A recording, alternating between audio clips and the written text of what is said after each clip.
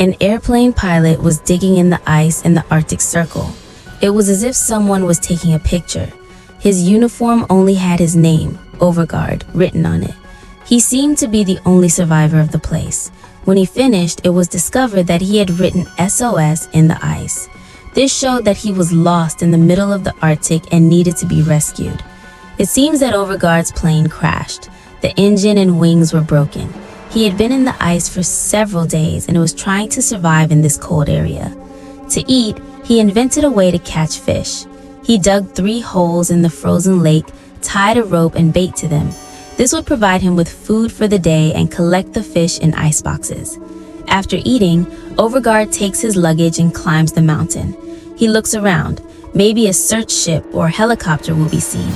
For several days, he had been mapping his location and asking for help with the signal machine. The machine was operated by turning a handle. The red light showed that the signal was going. If there was a response, the green light would come on. Ever since the plane crashed, Overgaard had been operating the machine for hours, but there was no response.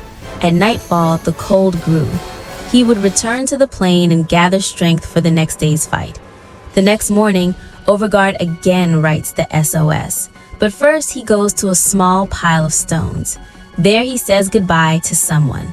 The stones seem to be the grave of a comrade who had probably died in the accident. After paying his respects, he starts digging again. He removes the stones so that the SOS is clearly visible. His goal is for a pilot to see him flying overhead. Then he goes to look at the fish, but all the hooks are empty. Near one hole, he sees a large claw, perhaps a predator of the ice. Frightened, Overgaard runs into the plane and locks himself inside until it is safe. When the danger is over, he climbs the mountain again. He operates the signal machine, hoping for a green light, but the result is the same.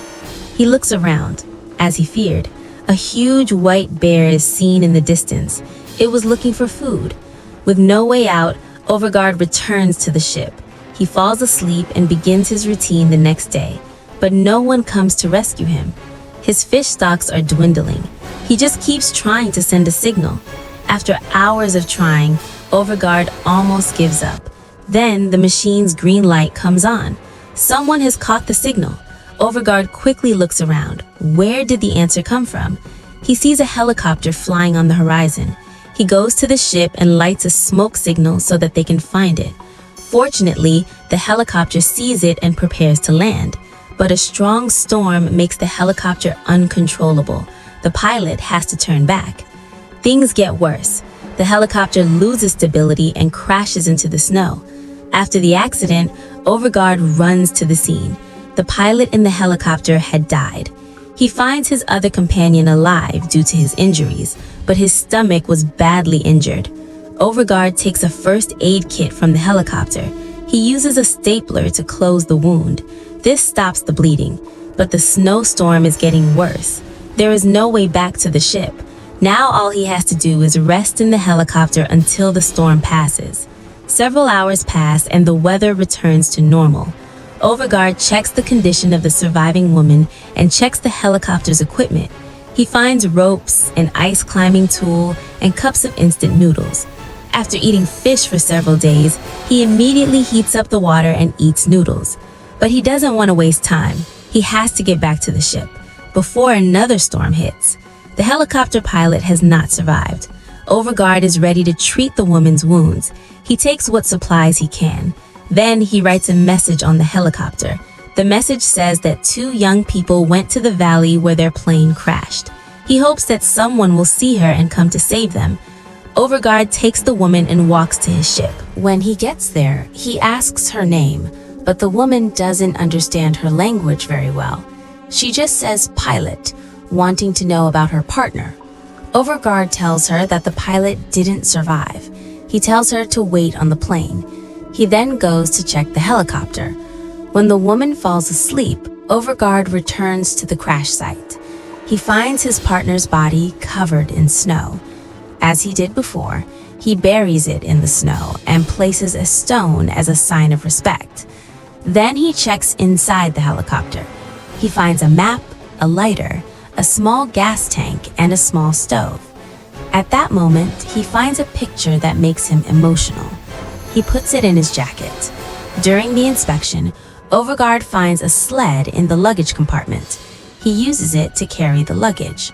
Returning to the plane, he puts the picture with the woman. It turns out that it is a family photo. It seemed that the woman and the helicopter pilot were married and had a small child. The woman continues to sleep. Overgaard applies medicine to clean her wounds. He warms himself by lighting a small stove and looks at a map. The map gives more information about the area. While making marks with the pin, Overgaard feels a strong wind. He goes to look for fish. He is delighted when he pulls the rope and catches a large fish. It is enough to feed both of them. He makes soup with fish and noodles. It is not the best food in the world, but it is enough to live another day. When the soup is ready, he wakes the woman up. He gives her food so that she can gain strength. But the death of her husband has drained her of her hunger and strength. Overgaard insists that she eat. He assures her that everything will be fine. Several days pass. Overgaard keeps asking for help from the signal machine, but as before, there is no answer. He wonders how to save this woman. She was getting worse. She had been coughing all night. The next morning, Overgaard sees her. He asks the woman to press her hands together so that both of them can maintain warmth and blood flow. But the woman was unconscious and breathing heavily. Overgaard looked at her wounds. She was getting worse. Seeing blood coming out of her mouth, he feared that she would not survive much longer. Reluctantly, Overgaard decided to leave her there. He thought that neither of them could survive in this condition. Suddenly, she took his hand, as if to say thank you. This gave Overgaard more courage. He looked at the map again. It would take several days to get to the nearest village, but there was a short path through the mountains that could take him faster. Deciding to take a risk in the middle of the Arctic, Overgaard prepared more ropes and bait. He collected fish and put the supplies in the sled. The woman was sleeping. To protect her from the cold, he put her in a sleeping bag. He wrote a final message on the ship that 2 people were leaving in search of the village. Overgaard tied the sled to the rope. He put it on his shoulders and headed towards the vast desert of ice. But looking at the map, he realized that the route was really north. He returned to the ship. He fixes the message and heads north. As he passes through the thick snow, he looks at the map again.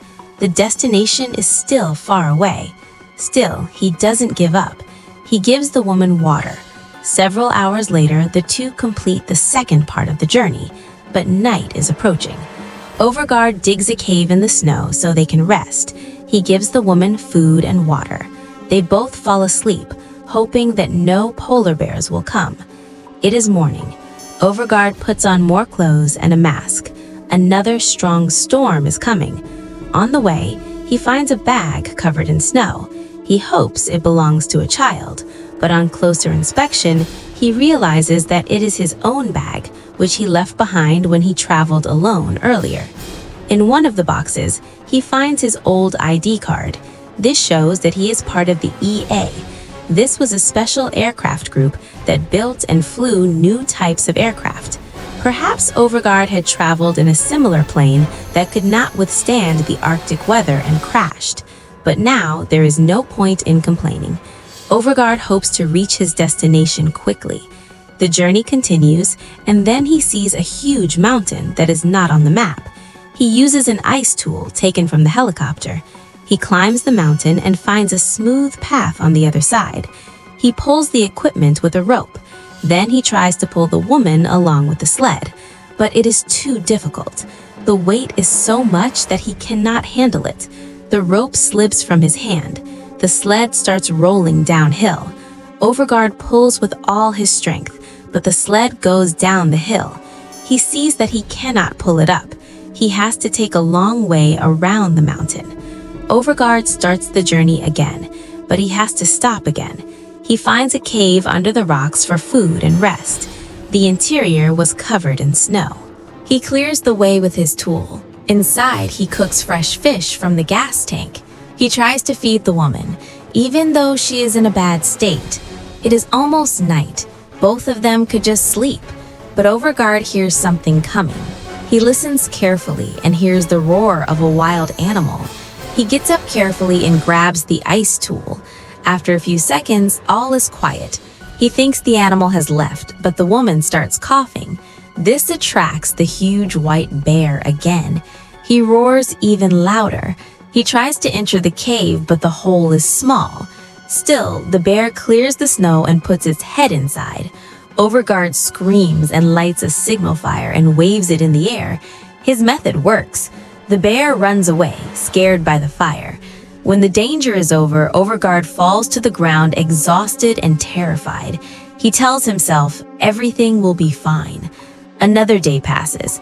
Overguard looks out of the cave. Fortunately, there is no sign of the white bear, but the place was not safe. If the bear returned, they would not be as lucky as the previous night. Overguard puts the woman on the sled and pulls it a few meters further. The path seemed endless and a fierce snowstorm began. This impaired his vision. He had to stop. There were no caves nearby. Moving forward would have made him even more tired. He crawled into the sleeping bag with the woman so that they could both find warmth in the cramped space. The hours passed slowly in this difficult situation. Finally, everything returned to normal.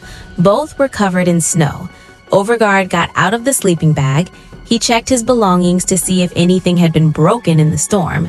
He found a water bottle that had completely frozen.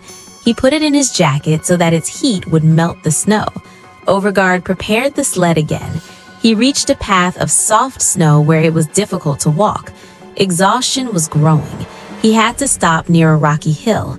Overguard looked at the map and realized that the destination was still far away.